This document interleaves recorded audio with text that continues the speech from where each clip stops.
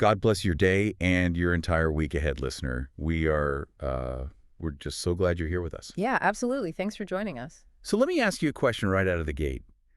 Have you ever failed just just so spectacularly, so undeniably that you desperately needed a second chance? Oh, man. I mean, we've all been there, right? Right. Because today we're looking at a civilization that hit absolute rock bottom. And we're exploring exactly what it looks like when an entire nation gets that second chance. It's a pretty incredible turnaround. It really is. We're pulling insights from excerpts of the Holman and the NAA study materials, and we're going to focus on a single pivotal moment in ancient history, Joshua chapter 8. Right. This deep dive is really a story about military redemption, some brilliant ancient strategy, and a completely radical spiritual renewal. Yeah, and to really grasp the heights of this chapter, I mean, we first have to ground ourselves in the devastating reality of where these people are actually starting. Which is not a good place. No, not at all. The Israelites are reeling from a totally humiliating military defeat at a city called Ai. And it wasn't just a bad day on the battlefield. Right, it was much deeper than that. Exactly. It was a catastrophic spiritual failure. A man named Achan had directly rebelled against a divine command in their previous battle. Oh, wow. Yeah, and the fallout from that was complete national paralysis.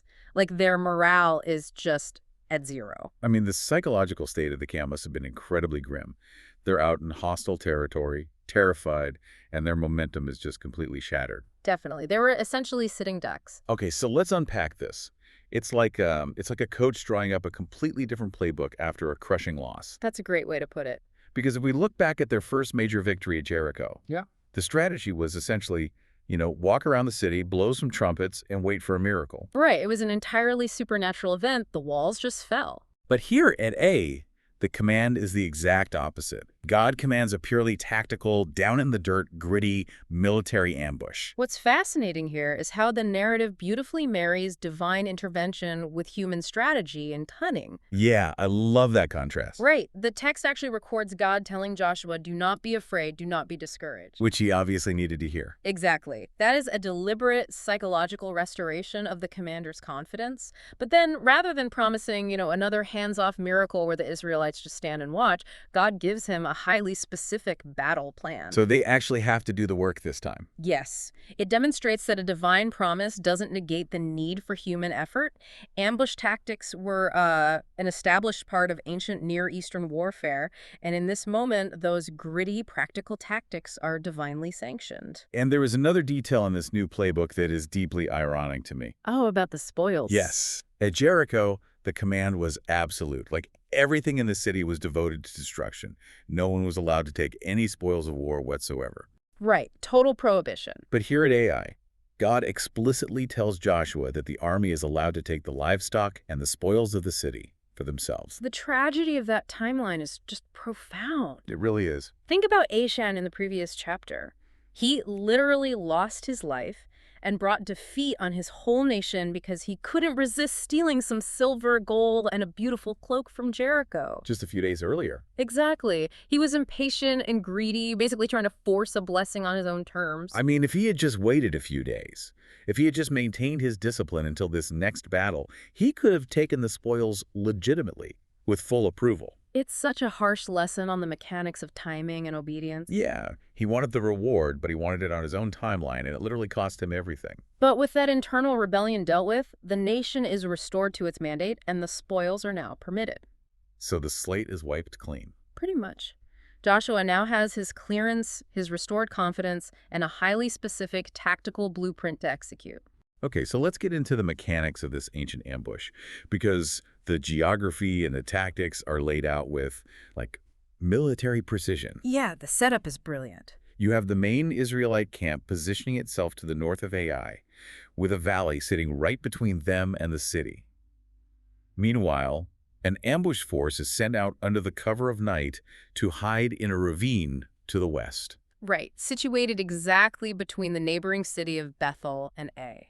And the psychology of the enemy commander is crucial here, isn't it? Oh, absolutely. The king of Ai has already beaten the Israelites once, so he is likely sitting in his fortified city feeling incredibly confident. Probably pretty arrogant at this point. Exactly. He looks out to the north, sees the main Israelite camp, and just assumes they're foolish enough to try a frontal assault again. He has no idea what's coming. None. Because of the rugged, rocky terrain of the region, he has absolutely zero clue there's a strike force lying in wait behind him in the western ravines. Now, I have to jump in and push back on the logistics here just for a second. Okay, let's hear it. The text mentions Joshua choosing 30,000 valiant warriors and sending them out by night for this ambush. Right, the 30,000 number. Yeah, let's just think about the reality of ancient warfare. How on earth do you hide 30,000 soldiers in a ravine right behind an enemy city without anyone noticing? It sounds impossible. It does. Just the sheer noise of 30,000 men, like armor clanking, coughing, moving around in the dark, the logistics of hiding them in a rocky landscape seem completely absurd. Well, it is a massive logistical red flag if you read it with a modern Western understanding of numbers. Okay, so how should we read it? Historical linguists offer a fascinating mechanism that completely reframes this entire operation. In ancient Hebrew, the word used for thousand is aleph. Aleph. Okay. Yeah. However, aleph doesn't always function as a literal mathematical thousand. In a military context, it can translate to a military unit or a squad. Wait, so we aren't necessarily talking about 30,000 individual soldiers trying to tiptoe through a ravine? Not at all. It most likely means 30 military units. Oh, wow. That changes everything. Right. Depending on the size of a squad in that era, we could be looking at maybe a few hundred elite soldiers. That was much easier to hide. Exactly. Later in the text, it mentions another force of 5,000 men, which would translate to 5 units. Okay, yeah. If we read aleph as units rather than thousands, the numbers suddenly shift from a logistical absurdity to a highly realistic, stealth-based special operations maneuver. It turns this unbelievable horde into a disciplined strike force using the shadows of the wadi to their advantage. Precisely. It makes the military tactics totally plausible. That makes so much more sense. Okay, so the trap is meticulously set. Morning breaks, the king of Ai wakes up, sees that main Israelite force to the north, and he takes the bait completely. Hook, line, and sinker. He rushes out with his men to fight. And then the Israelites execute this feigned retreat. They pretend to be beaten, mimicking their previous failure, and they flee toward the wilderness. Drawing the defenders further and further away from their own city walls. It's a textbook maneuver, right? Drawing an overconfident enemy out of a fortified position. Yeah, and the king of Ai is so blinded by his previous success that he doesn't just empty his own city. The historical record notes that the neighboring city of Bethel also empties its men to join the pursuit. Just to get in on the action. Exactly. They are so eager for the slaughter that they leave their massive city gates wide open. Which leads to an incredibly cinematic moment.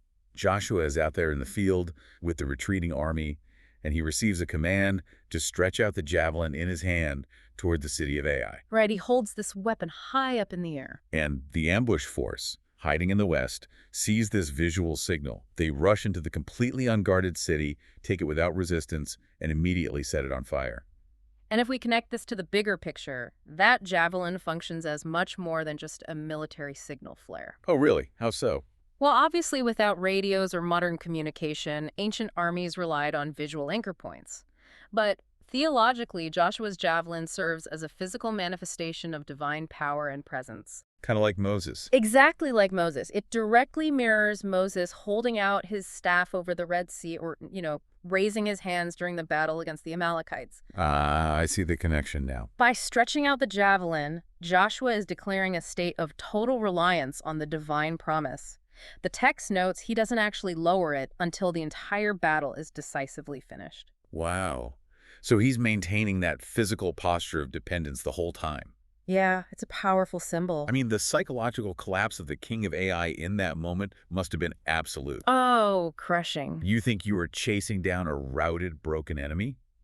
Then you look back over your shoulder and you see thick columns of smoke billowing up into the sky from your own city. The realization that you've been outplayed would be just instant. The defenders of Ai basically lose all their courage on the spot. They were stranded in the open with nowhere to flee. Right, and the main Israelite army that was pretending to run away suddenly stops, turns around, and goes on the offensive. Talk about a pivot. Yeah. Meanwhile, the ambush force that just set the city on fire pours out of the gates to attack them from the rear. The men of Ai are caught in a flawless pincer movement. Completely trapped. But This wasn't a modern war with Geneva Conventions, and the ancient world was brutal. The aftermath of this tactical brilliance is incredibly severe. It is very difficult to read by modern standards. 12,000 people of Ai fall that day. The city itself is burned to the ground and turned into a permanent mound of ruins. In fact, linguistically, the word A literally translates to ruin. The city basically becomes a permanent physical monument to this exact event. And the treatment of the king of Ai is equally severe. He is captured alive, brought directly to Joshua, and executed. Right, he's hanged on a tree. But the text specifies a very particular timeline for that. He is only left there until evening. At sunset, his body is taken down and thrown at the entrance of the ruined city gates. Yeah, that sunset detail is vital.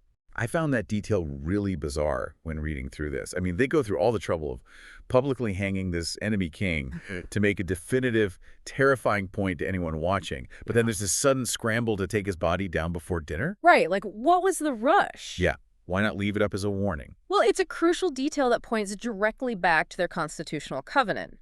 Deuteronomy 21.23 strictly forbids leaving a human body exposed on a tree overnight. Oh, so it was a legal issue. Exactly. To understand why, you have to look at the ancient concept of covenant hygiene. Covenant hygiene. Yeah. To leave the body exposed would bring a curse and physically defile the land that was being given to them.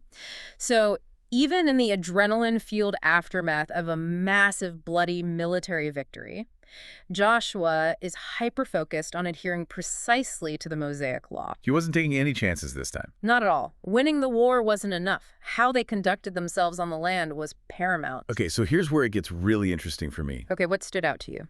After they throw the king's body at the city gate, they raise a massive pile of stones over it. And the text points out that this pile of stones remained there for generations. Yes. And there is a direct, deliberate parallel between this pile of stones and the pile of stones we saw in the previous chapter. Ah, right. The heap of stones raised over Achan and his stolen spoils. Yes. You have these two massive stone monuments situated very close to each other in the landscape of Israel's history. They serve as giant visual aids. Exactly. In the ancient world, without widespread literacy, these physical monuments were how you taught history to the next generation. That's how they pass down their core values. Right. And one monument, Achan's, represents a catastrophic failure of faith. It's a monument to internal rebellion and greed. A warning sign. But this new monument, the one over the king of A, represents a second chance. It's a monument to restored obedience, tactical brilliance, and divine forgiveness. The geography of the land itself is basically acting as a visual textbook of their spiritual journey. It's so poetic. That is a brilliant synthesis of the ancient mindset, honestly. The physical landscape of Canaan was being marked not just by military conquests, but by theological milestones. Every pile of rocks had a story. Exactly. Every pile told a vital story of justice, mercy, or covenant, which perfectly sets the stage for the next phase of the narrative. Because what Joshua does next is wild. It really defies every conventional rule of ancient military strategy. It totally does. Look at the board. You have the army mobilized, you have peak morale, you've just crushed a coalition from two cities. They are riding high. Any ancient general would say, keep marching. Take the next city while the feel of your army is paralyzing the region. Of course, capitalize on the momentum. But instead, they initiate a complete strategic pause. They halt the entire military campaign. They don't just halt the campaign, they completely turn their backs on the theater of war. So what does this all mean? Why stop a war, pack up an entire nation, men, women, children, elderly, flocks, and supplies, and hike 32 kilometers north through unconquered, hostile territory to a place called Shechem? Just to build an altar, no less? Right. The logistics of that alone are staggering. This raises an important question about what Israel's true objective actually was. Okay, tell me more. Their primary goal wasn't just to conquer territory like the empires around them. Their primary goal was to be a distinct covenant people living under a specific law. Ah, so the land was secondary to the law. Yes. This arduous journey to Mount Ebal near Shechem was an act of profound obedience. Moses had explicitly commanded them, back in the book of Deuteronomy, that once they entered the land, they had to immediately stop and renew their covenant. So they were just following instructions. Down to the letter. Joshua is proving here that spiritual obedience takes absolute precedence over military momentum. A victory on the battlefield is entirely meaningless for them if they aren't aligned with their foundational laws. It's a radical reordering of a nation's priorities. Radical is the perfect word for it. And the visual sensory spectacle of what happens when they finally arrive at Shechem is stunning. Let's paint the picture of this for you. They arrive at this massive valley. Joshua builds an altar on Mount Ebal. But there is a very specific mechanical instruction about this altar. Right, it has to be built of uncut stones, stones that have never been touched or shaped by iron tools. The reasoning behind that restriction is fascinating. I was wondering about that. Why couldn't they carve them? Well, in the ancient Near East, surrounding cultures built highly polished, hewn stone ziggurats and temples to show off human technological prowess and wealth. Like, look how great we are. Exactly. But the restriction against using iron tools on this altar, which is actually rooted in Exodus 20, was a deliberate countercultural mechanism. To keep them humble? Yeah, it ensured that the altar remained a symbol of uncorrupted creation rather than a monument to human ego or craftsmanship. It wasn't about how beautifully an Israelite mason could sculpt a stone. It was entirely about the purity and humility of their worship. That is beautiful. Then they arrange the entire nation. It's like an ancient natural amphitheater. It really is. Half the nation stands on the slopes of Mount Gerizim, which represents the blessings of obeying the covenant. The other half stands opposite them on the slopes of Mount Ebal, representing the curses of disobedience. And right there in the middle, deep in the valley between the two mountains, are the Levitical priests. The designated caretakers. Right. And they are holding the Ark of the Covenant, which functioned as the literal mobile throne and presence of God. The setup is so dramatic. The physical acoustics of that specific valley are actually remarkable. The two mountains act like a natural parabolic reflector. Oh, really? Like a giant microphone? Basically, yeah. As Joshua reads the constitutional law, the voices of hundreds of thousands of people affirming the blessings and the curses would echo deafeningly off the mountainsides. That would give you chills. It was a fully immersive sensory recommitment ceremony. By placing the ark in the center, they are physically acting out the reality that God is at the center of their society. A physical map of their theology. Exactly. They are acknowledging that their continued survival in this hostile land depends entirely on which mountain they choose to align with, the mountain of blessing through obedience or the mountain of curse through rebellion. And there is one final, incredibly disruptive detail in this scene that historians point out. Oh, about who was there? Yes. Joshua didn't just read this complex legal and spiritual document to the Israelite soldiers or the tribal elders. The record specifically notes that he read every single word to the entire assembly. Every last person. The men, the women, the children, and specifically the foreigners who are living among them. Anthropologically speaking, the inclusion of the outsider here is just staggering. Because that wasn't normal back then, right? Not at all. In the ancient world, your religious participation and your societal value were almost entirely dictated by your bloodline, your gender, and your ethnicity. You were born into your status. Exactly. If your tribe lost a war, your gods lost and you were absorbed as property. But here, the covenant community is being defined by faith and obedience, not biology. It's a total paradigm shift. It is. By explicitly including women, children, and foreigners in the reading of the law, Joshua is demonstrating that the terms of the society are accessible and applicable to absolutely everyone who chooses to align with it. So it wasn't an exclusive club. Far from it. It was a radically egalitarian and inclusive moment for tribal ancient culture. It changes the entire context of the conquest. It means this wasn't just a military land grab for a select group of elite warriors. It was the formation of a completely new, countercultural type of society based on a shared covenant. It perfectly ties together the entire narrative arc we've explored today. It really does. They start with the catastrophic fallout of one man's selfish exclusion and rebellion. They move through a cooperative, highly disciplined military redemption at Ai, and they culminate with the radical communal inclusion of a nation renewing its purpose on a mountain. Which brings us to the end of our deep dive today. And I want to leave you, our listener, with a final provocative thought to chew on as you step back into your own life. It's a great question to ask. Contrast the two major locations we've explored today. First, you have Ai, a city literally reduced to a permanent pile of rubble, standing as a lasting monument to judgment, greed, and the devastating consequences of pride. A monument of ruin. Exactly. Then you have the altar at Mount Ebal, built from fresh, uncut stones, demanding humility, and standing as a monument to community, law, and the beauty of a second chance. Two very different legacies. Look at your own life. Think about the actions you take, the habits you form, and the relationships you nurture. What monuments are you building? Are you building monuments of past ruins that you refuse to let go of?